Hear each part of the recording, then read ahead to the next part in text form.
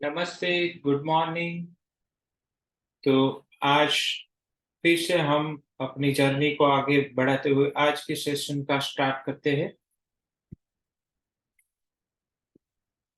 The symptoms of the original chronic disease will, however, always be found somewhat varied after the cure of such a prevailing intermediate disease. जैसे हमने कल देखा कि intermediate disease में क्या करना है, यानी कि कोई क्रॉनिक पेशेंट चल रहा है, उसको कोई बीच में बीमारी आती है, कोई एक्यूट या फिर कोई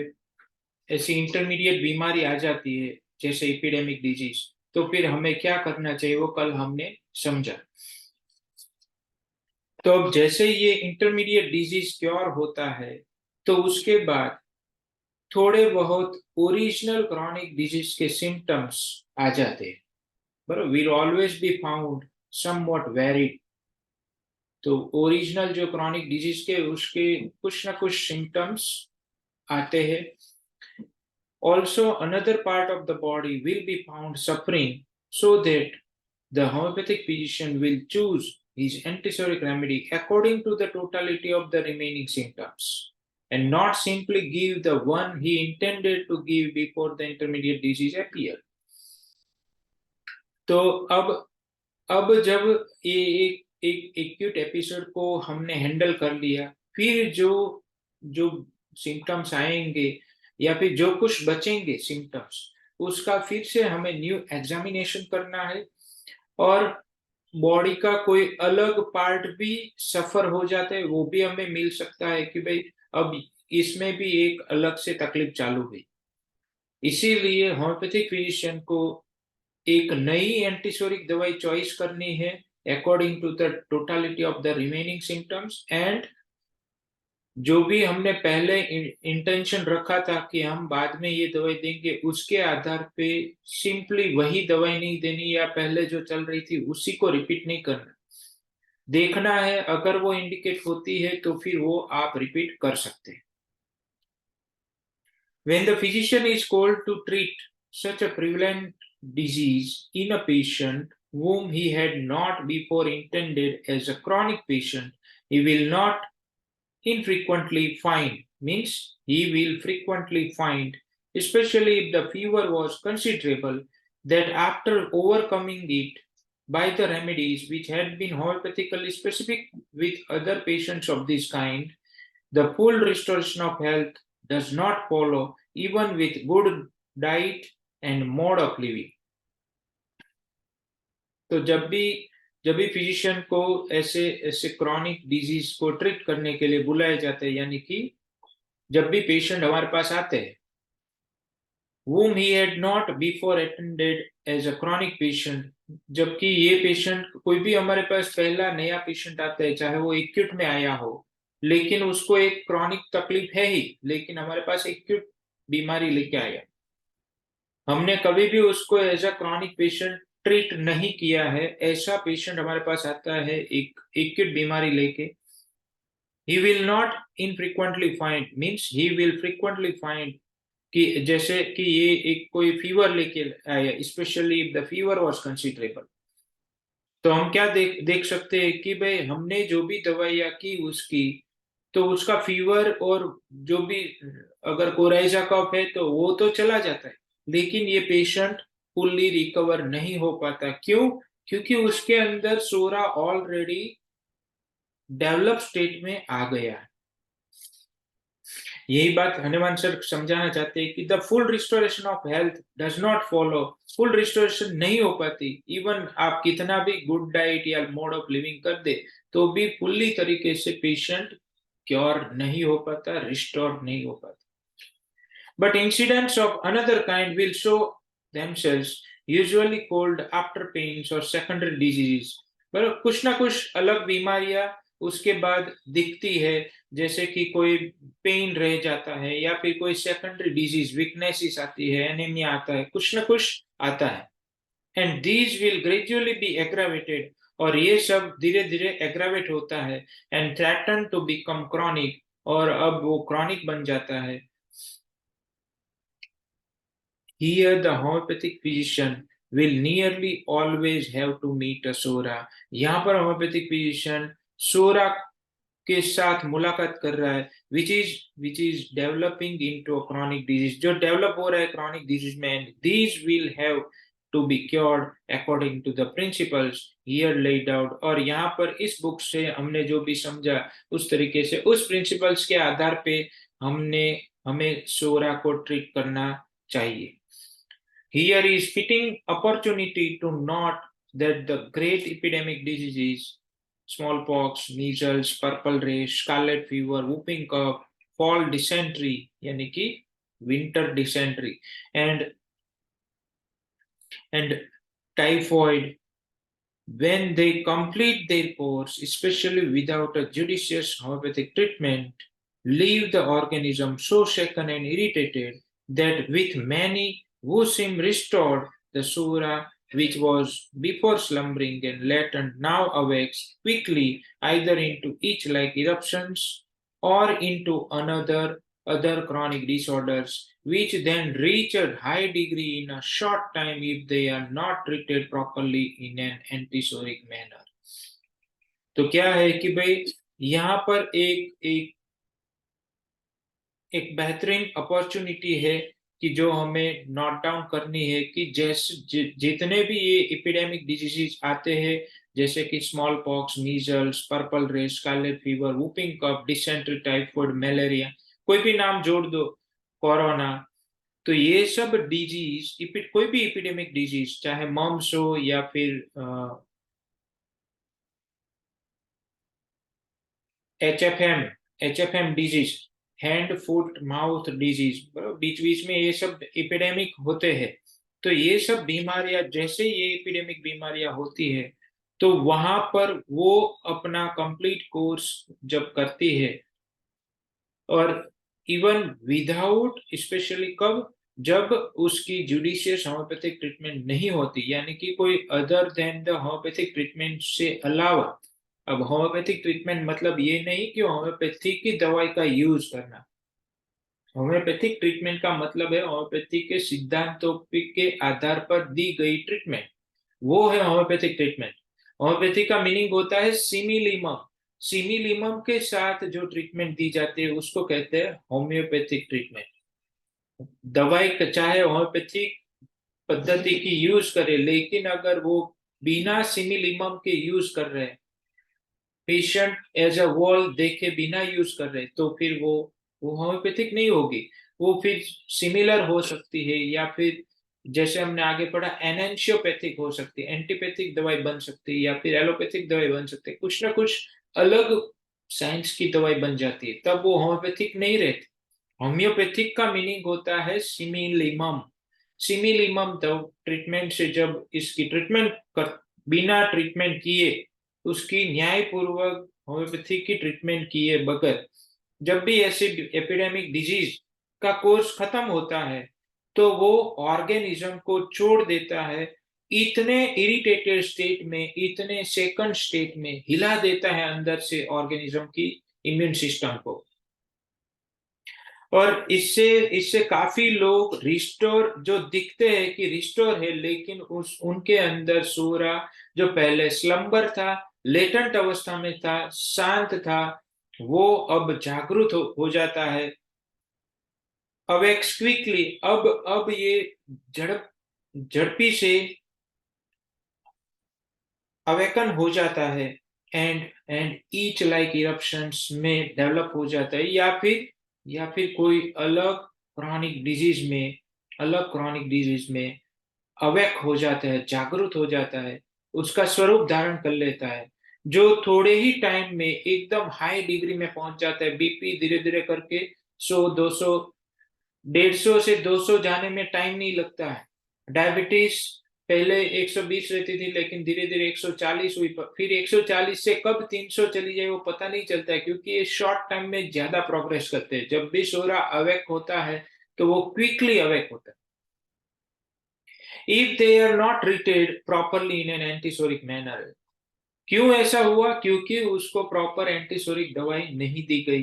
this is due to the great exhaustion of the organism which still prevails. और ये क्यों हुआ? क्योंकि ऑर्गेनिज्म एग्जॉस्ट हो गया एक्यूट बीमारी में, और वो एक्यूट बीमारी में एग्जॉस्ट हुआ, यही तो साइन है कि वहां पर सोरा जागृत हो रहा है, वहां सोरा डेवलप हो रहा है, और हमें वहां पर एंटीसोरिक दवाई करनी।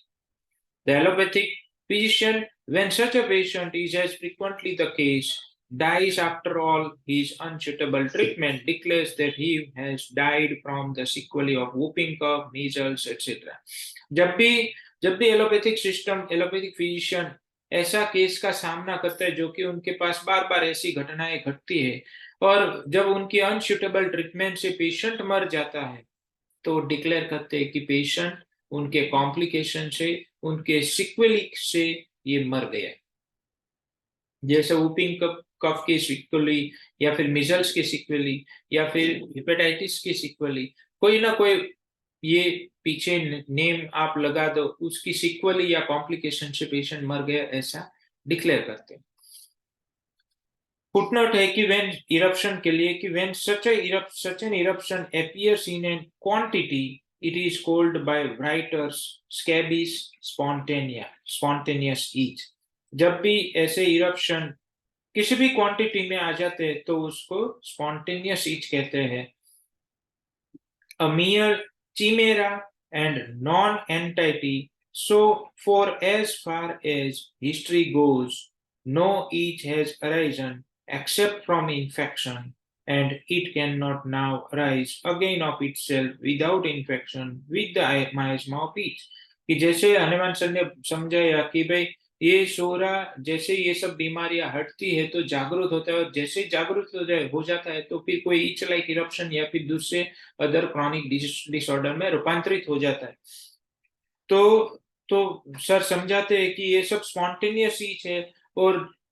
पीछे पीछे हिस्ट्री जहां तक जाती है वहां तक अगर हम देखें तो वहां पर यह साबित होता है कि कोई भी ईचिंग इन्फेक्शन के बिना उद्भवती नहीं है, वो उत्पन्न होती नहीं है। लेकिन but this phenomenon after acute fever is nothing else than the secondary, and it cannot now arise again of itself without infection with the miasma of itch। तो ये जब भी ये इचिंग इरप्शन आते हैं तो फिर हमें हमें ये पता चल जाता है कि भाई इचिंग माइasma यानी कि सोरा के इन्फेक्शन के बगैर ये इचिंग नहीं आ सकती। But these phenomenon after acute fever is nothing else than the secondary eruption. और ये जो फिनोमिना है कि भाई फीवर के बाद या कोई एक्यूट कंप्लेंट के बाद ईचिंग आए, और या फिर कोई वीकनेस आए, या फिर कोई अदर क्रॉनिक कंप्लेंट चालू हो जाए, तो ये फिनोमिनन, ये ऐसे इरप्शन, ये सेकेंडरी इरप्शन, ये प्राइमरी इरप्शन नहीं है। This phenomenon after acute fever is nothing else than the secondary eruption so often mentioned above, springing from the slumbering and latent sura। जैसे ही आगे समझाया हमने, आज तक जो भी समझा इस बुक से उसमें यही समझा कि प्राइमरी इरप्शन तो पहले ही दबा दिया था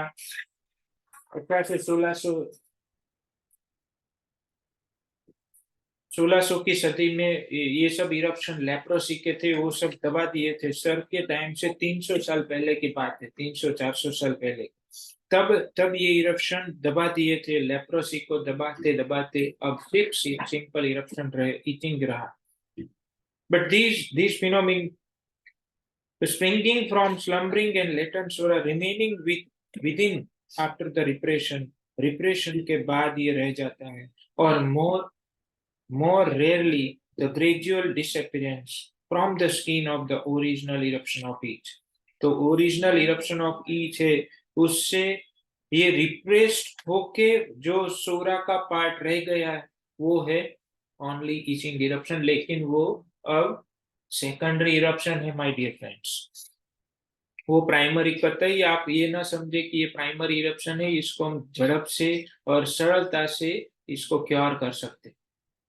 These eruption frequently leaves the skin of itself, और ऐसे eruption अपने आप चले जाते हैं और तुरंत चले जाते हैं।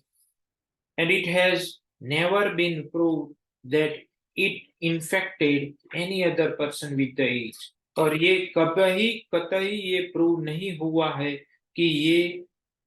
ये ईच के पर्सन से इन्फेक्टेड होके आया है। It has never been proved that it infected any other person with the itch, कि इसने किसी और को इन्फेक्ट किया या ये इसका इन्फेक्शन लगा है, ये प्रूव नहीं हो सकता। नेवर बीन प्रूव, ये कभी प्रूव नहीं किया जा सकता।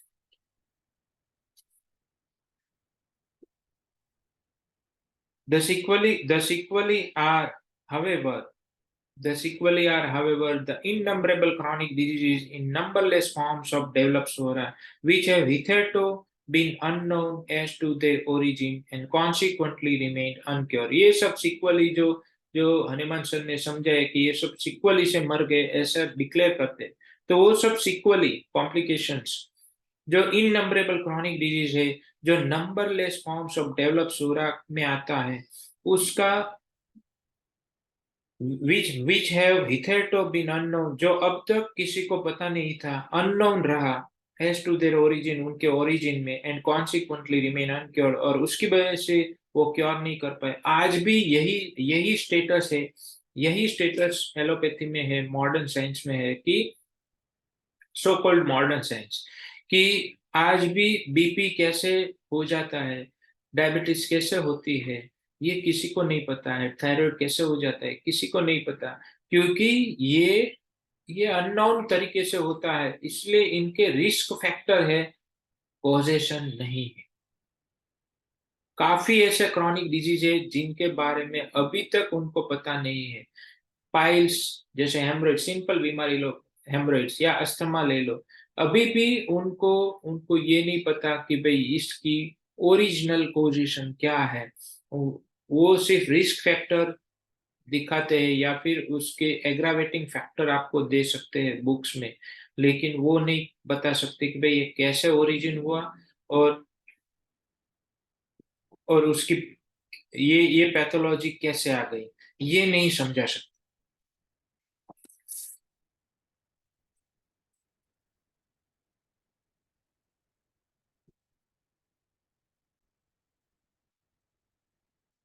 Epidemic and sporadic fevers, therefore, as well as the miasmatic acute diseases, if they do not soon terminate and pass directly over into good health, even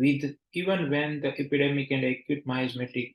part has found a homeopathic specific which has been rightly used against them, often need an antisoric assistance. Epidemic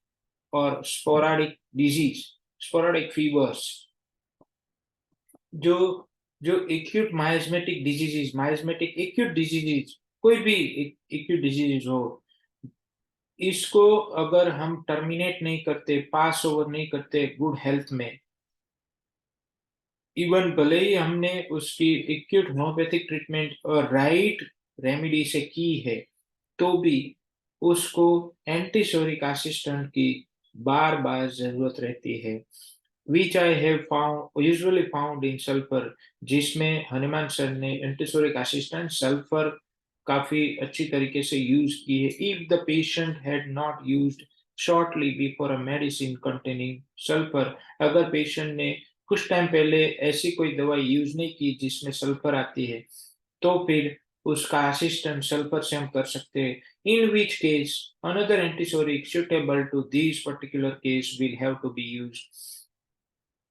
और ऐसे case में या फिर ऐसे case में कोई दूसरी antipsoric दवाई जो उसके पर्टिकुलर केस को सुटेबल हो, उसको हम यूज कर सकते हैं। Endemic diseases with the striking pertinacity depend almost wholly on a soric complication or on sora modified by the peculiarity of the nature of the locality and the special mode of life of the inhabitant, so that is, as for example, an intermittent fever originating in a marshy region, the patients, even after removal into a dry region, often remain uncured despite all their use of China, unless the antisoric treatment is especially used. तो endemic diseases जिसमें उसकी striking पर्टिनासिटी है, यानी कि वो हठीले disease होते हैं, कायम रहते हैं endemic diseases, depend almost wholly on psoric complication, ये सोरिक कॉम्प्लिकेशन के ऊपर ही आधार रखते हैं, और on psora modified by the peculiarity of the nature of the locality, locality के हिसाब से सोरा में मॉडिफिकेशन आई, डेवलपमेंट आई इनक्रेडिबल, उसके ऊपर आधार रखता है endemic diseases, and specially mode of life of the inhabitants, जहां पर रहते हैं उनकी मोड ऑफ लाइफ स्टाइल कैसी है उसके ऊपर भी आधार रखता है, लेकिन होता है सोरा ही, सोरा में उसके आधार उसके बेस पे वो मॉडिफिकेशन करता है अपने आप को, so that is an intermittent fever. As for example, an intermittent fever originating in a marshy region, जैसे कि मार्सी रीजन में इंटरमिटेंट फीवर कॉमन होता है, और लेकिन उसको वहां से ड्राई रीजन में ले जाके उसको कितनी भी चाइना दो उसकी कोई इफेक्ट नहीं आती, क्योंकि वहां पर हमें एंटी सोरिक देनी है, क्योंकि वो सोरा की ही मॉडिफिकेशन है, जब तक हम सोरा को ट्रीट नहीं करेंगे तब तक वो पेशेंट सही नहीं होगा। हाँ, वहां पर एंटी सोरिक देने के बाद चाइना की इंडिकेशन आ सकती है, तब हमें चाइना देनी। The exhalation from swamps seems to be one of the strongest physical causes of the development of the sora latent within with so many persons, and these most of all in hot countries.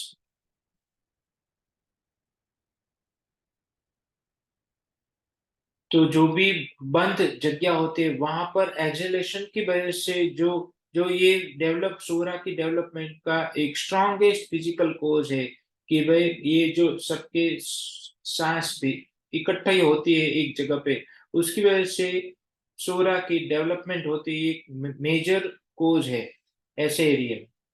तो उससे जो जो काफी लोगों की जो latent सोरा था अब वो जागरूक हो जाती है, और खास करके हॉट कंट्रीज में, इंडिया जैसी कंट्री में भी ये कॉमन चीजें हैं जो सोरा को डेवलप करती है, एक्टिवेट करती है। Presumably, these exhalations possess a quality which, as it were, paralyzes the vital force of the organism. ये exhalations जो निकलते हैं बाहर, वो एक ऐसी क्वालिटी अपने अंदर रखते हैं कि वो आसपास के लोगों की ऑर्गेनिज्म की वाइटल फोर्स को पैरालाइज करती है, which in an ordinary state of health is able to keep down the internal psora, जो एक ऐसी ऑर्डिनरी स्टेट ऑफ हेल्थ में थे कि जिसके अंदर इंटरनल सोरा कीप डाउन रहता था, उसको सक्षम थे,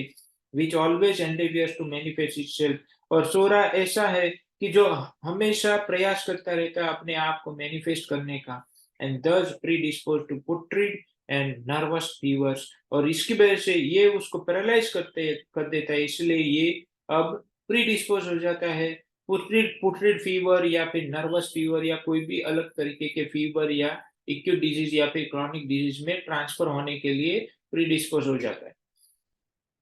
तो पहले इस तरीके से ये वाइटल फोर्स डाउन होता है, डिजनरेट डिरेंज होता है, वाइटल फोर्स डिरेंज हो जाता है, और फिर बाद में कोई बीमारी पकड़ती। Without an almost irregular use of the best antisoric method of cure, we shall never succeed in removing the murderous qualities of humid climates and changing them into passively healthy habitable regions. तो regular use of antipsoric जो method Hanuman sir ने समझाई है cure की, उसको use किए बगैर we shall never succeed, हम कभी भी सफल नहीं हो सकते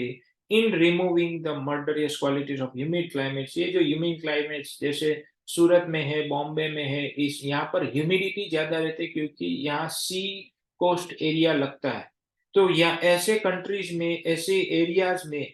जहां पर ह्यूमिडिटी ज्यादा है, और ये ह्यूमिडिटी की क्वालिटी होती है मर्डरियस क्वालिटी, तो वो उसको रिमूव करने में हम सफल नहीं हो सकते without the use of antipsoric method of cure, best antipsoric method of cure, और and changing them into possibly healthy habitable region, और इस हेल्दी रीजन, इस रीजन में चेंज होने में यानी कि चेंज करने में, यानी कि अगर यहाँ पर सूरत में रहना है तो उसको एक राइट एंटीसोरिक ट्रीटमेंट देनी चाहिए, जिससे वो इसी एरिया में एक हेल्दी स्टेट में रह सके। Man may accustom himself to the extreme degrees of atmospheric heat। Man man अपने आप को उस स्थिति में रूपांतरित कर सकता है, एक कस्टम कर सकता है, बदल सकता है कि चाहे अगर एटमॉस्फेरिक हीट ज्यादा हो तो उसके साथ तालमेल कर सकता है, क्योंकि ये शरीर पंच महाभूतों का बना हुआ है, प्रकृति से बना हुआ ये शरीर बाहरी प्रकृति से तालमेल कर सकता है।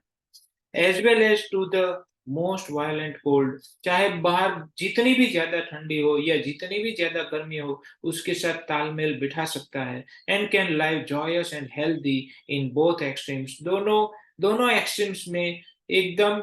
खुशी के साथ और एकदम हेल्दीली जी सकता है। Why should he not be able to accustom himself to marshy regions? अपने आप को मार्सी रीजन में क्यों उस तरीके से अपने आप को ढाल नहीं पाया? Just as well as to the driest mountain regions, और जितना वो माउंटेन एरिया में, ड्राई एरिया में वो जी पाता है, उतना सी एरिया में, मार्शी रीजन में क्यों नहीं जी पाता? If there were not a hitherto undiscovered and unconquered enemy of vigorous life and lasting health lying in ambush in marshy regions, that is Sora। और ये क्यों, अगर उसके अंदर ये वाइगोरियस लाइफ का अनकॉन्क्वेड एनिमी उसके अंदर नहीं है, देयर वेर नॉट हिथेरटो अनडिस्कवर्ड, जो अभी तक डिस्कवर्ड नहीं किया गया, अभी तक जिसका सामना नहीं किया गया, ऐसा जीवन जिंदगी का दुश्मन अगर उसके वहां नहीं है, तो फिर वो जैसा माउंटेन एरिया में जी सकता है, ड्राई एरिया में जी सकता है, वैसा ही मार्शी रीजन में क्यों नहीं जी पाया, अपने आप को क्यों नहीं ढाल पाया? तो ये क्वेश्चन है कि अगर सोरा नहीं है तो ऐसा क्यों नहीं हो सका?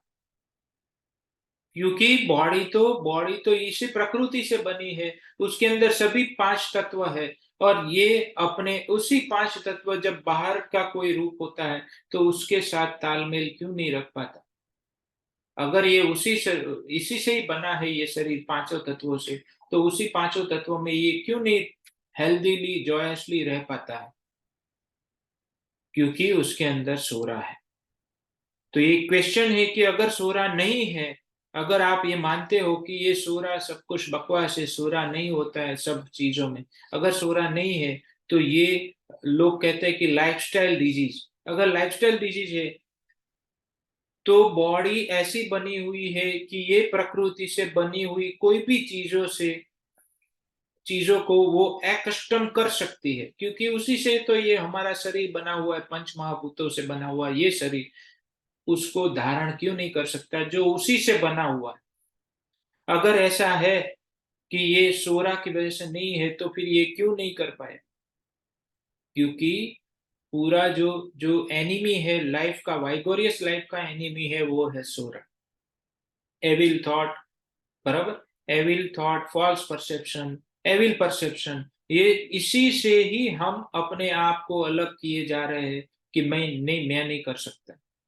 मैं स्मॉलर हूं, मैं वर्थलेस हूं, ये हम फील करते जा रहे हैं। और हम उसी तरीके से अपनी लाइफ को बना रहे हैं, अपने शरीर को भी उसी तरीके से बनाते जा रहे हैं, क्योंकि क्योंकि हमारे थॉट हमारे सेल को उसी रीजनरेशन में ले जाते हैं जैसे हमारे थॉट है। तो जब भी नए सेल बनते हैं तो हमारे थॉट के हिसाब से अगर हम स्ट्रांग महसूस करते हैं तो हमारे सेल भी स्ट्रांग बनेंगे, अगर हम हेल्दी महसूस करते हैं तो हमारे सेल भी जो रीजनरेट हर पल होते रहते हैं, वो रीजनरेशन हेल्दी रीजनरेशन होगी। इसको समझना है तो आप अलग अलग बुक पढ़ सकते हैं, जैसे आगे हमने यहाँ से एडवाइस की है कि डॉक्टर ब्रूस लिप्टन की जो बुक है कि बायोलॉजी ऑफ बिलीफ, फिर जॉर्ज डिस्पेंजा की बुक है breaking the habit of being yourself, evolve your brain, फिर इकार्ट टोले की बुक है the power of now, new earth,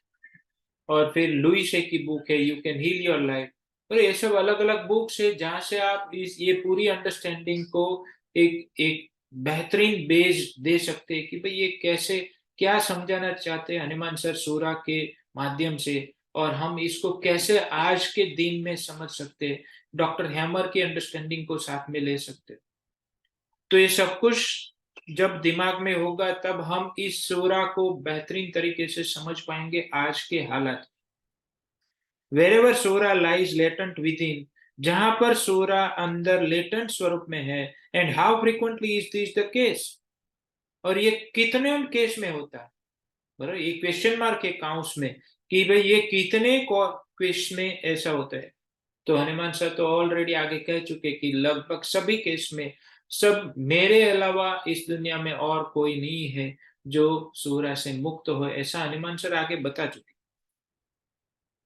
So wherever Sora lies latent within, it is developed into chronic diseases of every kind. जहां पर psora अंदर है कि भाई हम अपने आप को एविल थॉट में ले जाते हैं कि भाई ये ना हो जाए वो ना हो जाए, जहां पर हमें डर लगता है वो सोरा है।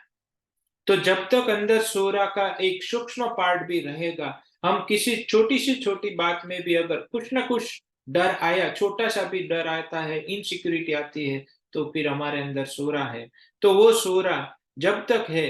तो वो पूरा चांस है कि हर काइंड ऑफ, हर तरह की डिजीज में रूपांतरित होने में सक्षम है, specially those in which the liver is most affected, in which the liver is most affected through stagnant water and the gases that emanate from damp soil and from swamps। जहां पर ये डैम्प soil होती है, बीज वाला वातावरण होता है, वहां पर गैस की वजह से या फिर एक बंधियार पानी की वजह से लीवर अफेक्शन होने के चांसेस ज्यादा है। And this is affected more surely या अनअवॉइडेबली by these causes than by any other physical power injurious to health। और ये श्योरली होगा, मोर श्योरली, ज्यादा विश्वास के साथ होगा ही, एंड अनअवॉइडेबली, इसको हम अवॉइड कर ही नहीं सकते कि भाई लीवर खराब हो, क्योंकि उसके अंदर सोरा है और उसका बाहरी जो उसका एनवायरमेंट है वो भी उसको वो प्रबल दावेदारी देता है कि वो लीवर को अफेक्ट कर। तो जैसा बाहरी, इसीलिए ब्रूस लिप्टन समझाते हैं कि द एनवायरमेंट ऐसा है, जो बाहरी एनवायरमेंट है वो डिजीज क्रिएट करता है, ऐसा वो समझा रहे। तो वो एक एक पार्ट हुआ कि समझने के लिए एक पार्ट हो गया, लेकिन वो बाहरी एनवायरमेंट को जनरेट किसने किया, सब्जेक्टिव फीलिंग ने। उसको समझना है तो आपको समझनी होगी you can heal your life, या फिर आप समझिए डॉक्टर जो डिस्पेंजा की breaking the habit of being yourself, या पावर ऑफ नाउ समझिए। तो वो सब यही समझा, सभी स्पिरिचुअल ऑथर यही समझाते हैं कि जो अंदर है वही बाहर है। गुरु नानक की आप फॉलो कर लो तो उसमें भी वही समझ में आएगी, भगवत गीता को फॉलो करो। तो सब सब ग्रंथ जो स्पिरिचुअल है, भगवत गीता धार्मिक पुस्तक नहीं है, वो स्पिरिचुअल पुस्तक है। ये स्पिरिचुअल, कोई भी स्पिरिचुअल पुस्तक उठा लो, सब यही समझाते हैं कि भाई जो जो अंदर है वही बाहर है। तो बाहर की दुनिया को जनरेट किसने किया, हमने, हमारे अंदर की दुनिया ने। और अंदर में क्या पड़ा हुआ है, वो हमारा एविल थॉट, एविल परसेप्शन। अगर डिवाइन थॉट, डिवाइन परसेप्शन है तो हमारी दुनिया भी ऐसी हो जाएगी, लोग ऐसे ही मिलेंगे, लोग संपर्क में ही ऐसे आएंगे जो आपके साथ डिवाइनली बातें करे, प्रेम करे, सहानुभूति दिखाए। हर एक डिवाइन गुण जो भगवत गीता में लिखा हुआ है 16वें अध्याय में, वो सब डिवाइन गुण वाले व्यक्ति आपके साथ संपर्क में आ जाएंगे और आपके अंदर वही गुण विकसित हो जाएंगे। तो यही यही सच्चाई है, आप उसको एक्सेप्ट करें या ना करें। लेकिन बाहरी बाहरी एनवायरनमेंट से खुद को जज नहीं करना है। कभी कभी हमारी परीक्षा होती है बाहरी एनवायरनमेंट से, जैसे as for example Sita ji, Sita माता की बाहरी एनवायरनमेंट कैसी रही, वो जब वो उनका हरण किया गया, तो क्या उनकी मन में कोई एविल परसेप्शन था, नहीं था, लेकिन उनकी परीक्षा की गई, परीक्षा होने वाली थी, ऐसे ऐसे करके। तो वो उनका हरण हुआ, तो क्या उनके अंदर डिल्यूजन ऑफ बीइंग रॉब्ड पड़ा हुआ होगा, या डिल्यूजन एब्यूज्ड, या फिर डिल्यूजन एलॉन, या डिल्यूजन फोर सेकंड, कुछ भी नाम ले लो, कोई भी डिल्यूजन जो हम इस घटना से हम हमारे दिमाग में आए, तो क्या वो डिल्यूजन उन डिल्यूजन में थे? नहीं थे। तो उनकी वहां पर परीक्षा हुई, उन्होंने अपने आप को पकड़ के रखा अपने हस्बैंड के साथ, और वही वही उनको उनको ये सब कसौटियों से पार लेके आगे ले गई। तो ये सब काफी बार लोग स्पिरिचुअलिटी में लोग कहते हैं कि आपके आसपास ऐसी घटना, आपकी लाइफ में ऐसी घटनाएं हो रही है, मतलब कि आपकी एनर्जी डाउन है, आपकी फ्रीक्वेंसी डाउन है। लेकिन माय डियर फ्रेंड्स,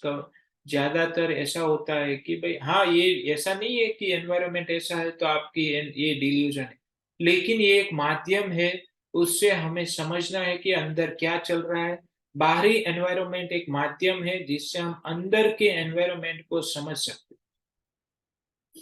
लेकिन लेकिन ये एक एक एग्जाम्पल दिया सीता माता का, कि जहाँ जहाँ पर उनकी लाइफ में क्या हुआ, और क्या वो उस परसेप्शन में थे, एविल परसेप्शन में नहीं थे। तो फिर तो फिर वहां से हमें समझ में आता है कि कभी कभी हमारी कसौटी होती है ऐसी घटनाओं से, और फिर क्या हम अपने आप में स्थिर रह सकते हैं?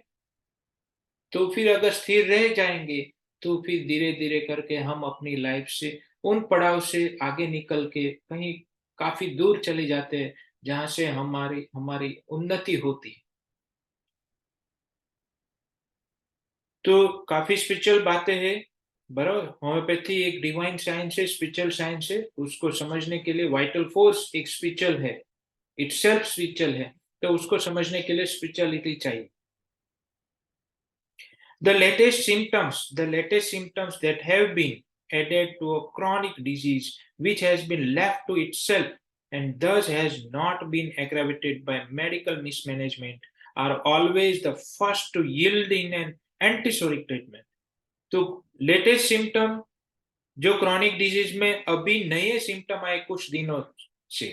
विच has been left to itself, जो अपने आप रह गए, and this has not been aggravated by medical mismanagement, और उसके बाद नए सिम्टम आए और रह गए क्रॉनिकली। अब ये मेडिकल कितनी भी मिसमैनेजमेंट कर ले, यानी कि कितनी भी एलोपैथिक दवाई दे दे, ये सिम्टम एग्रावेट नहीं होते हैं, are always first to yield an in an antipsoric. ये सिम्टम पहले जाएंगे, जब भी हम एंटीसोरिक दवाई देंगे तो जो लास्ट में सिम्टम आए वो सिम्टम पहले चले जाएंगे। But the oldest elements and those which have been most constant and unchanged, among which are the constant called local ailments, are the last to give way. बाद में लेकिन जो भी पुराने सिम्टम्स थे जो अनचेंज रहे, कितनी भी दवाई की ये इसमें कोई फर्क नहीं पड़ा, ऐसे सिम्टम्स जो कांस्टेंट लोकल एलिमेंट है, लोकल बीमारियां है, लोकल सिम्टम है, वो सबसे आखिर में जाएंगे। जैसे जैसे पेशेंट आते हैं कि भाई टीनिया की दवाई लेने आते हैं, तो ईचिंग सबसे आखिर में ही जाने वाला है, क्योंकि ईचिंग सबसे पहले आता है। टीनिया की जो जो इरप्शन से जो राउंड शेप है या डिस्कलरेशन है वो बाद में गिरता है, तो सबसे पहले ईचिंग आता है, तो ईचिंग सबसे आखिर में ही जाता है। और ये हमने एक्सपीरियंस भी किया है अपने यहाँ। हाँ, ईचिंग अगर वायलेंट है तो वो कम हो जाती है, वायलेंसी से एक मॉडरेट स्वरूप में आ जाती है, लेकिन पूरी तरह से खत्म तो आखिर में ही होती है। And this is only affected when all the remaining disorders have disappeared. और ये कब खत्म होता है? जब बाकी सब बीमारी, जैसे अगर साथ में कॉन्स्टिपेशन हो, या एपेटाइट में कोई दिक्कत हो, या फिर टेस्ट में कोई गड़बड़ी हो, या फिर कोई भी नींद में गड़बड़ी हो, या फिर उसकी डिजायर एवर्जन में कोई एबनॉर्मालिटी हो, तो वो पहले जाएगा। ये सब कुछ नॉर्मल होने के बाद, हेल्थ स्थापित होने के बाद, फिर ये सिम्टम जाएगा। जो सबसे पहले आया, कांस्टेंट रहा, उसमें कोई परिवर्तन नहीं आया, वो सिम्टम बाद में जाएगा। When all the remaining disorders have disappeared and the health has been in all other aspects almost totally restored, तब जाके ये जो पुराना सिम्टम, जो लोकल एलिमेंट कांस्टेंट रहा, वो बाद में जाए। इन द जनरल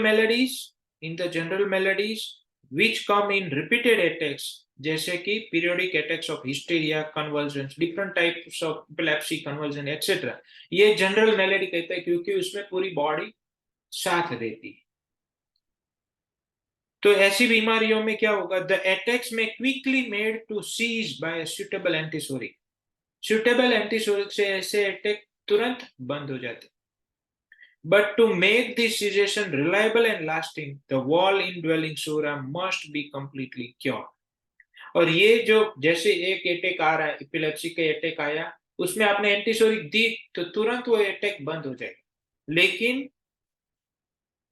ऐसी ऐसी जो जो ये बंद हुआ, उसको कंप्लीटली क्योर होने के लिए, इन ड्वेलिंग सोरा को ये लास्टिंग करने के लिए, यानी कि अब एपिलेप्सी ना आए उस तरीके की ट्रीटमेंट करने के लिए हमें उसके अंदर की सोरा को पूरी तरह से क्योर करना होगा, तब ही वापस हिस्टेरिया या एपिलेप्सी या कन्वर्जन नहीं आएगा। The frequent request of a patient to have one symptom which above others is troublesome to him removed first of all is impracticable, but the ignorant patient would be excused for these requests. तो my dear friends, ऐसी request हमारे पास भी आती है, आपके पास भी आती रहेगी और आती ही होगी कि पेशेंट आके पहले बोलता है कि सर पहले ये खुजली बंद कर दो, फिर चाहे आप 1 साल या 2 साल दवाई मेरे पास करवाओ, लेकिन पहले ये खुजली बंद कर दो, पहले ये खांसी बंद कर दो, फिर चाहे एक साल भी क्यों ना दवाई करनी पड़े ब्रोंकाइटिस की, पहले ये अस्थमा बंद कर दो। तो पेशेंट कोई ऐसी ट्रबलसम सिम्टम, कोई एक सिम्टम के लिए मांग रखता है, तो आपको उसको उसकी मांग को बिना सोचे समझे संतोषना नहीं है, पर हम उसकी उसकी उस ट्रबलसम सिम्टम के बेस पे उसको पहले उसको दूर करने नहीं जाएंगे, ये इम्प्रैक्टिकेबल है। और वो इग्नोरेंट पेशेंट है जो बार बार ये एक्सक्यूज लेके हमारे पास आता है, एक रिक्वेस्ट लेके आता है और एक्सक्यूज करता है बार बार, तो हमें फिर भी हमें उसमें उसको फॉलो नहीं करना, ये इम्प्रैक्टिकेबल बातें हैं, इम्प्रैक्टिकेबल रिक्वेस्ट है। In the daily written report, during the use of an antisoric medicine, the patient would lives at a distance should underscore once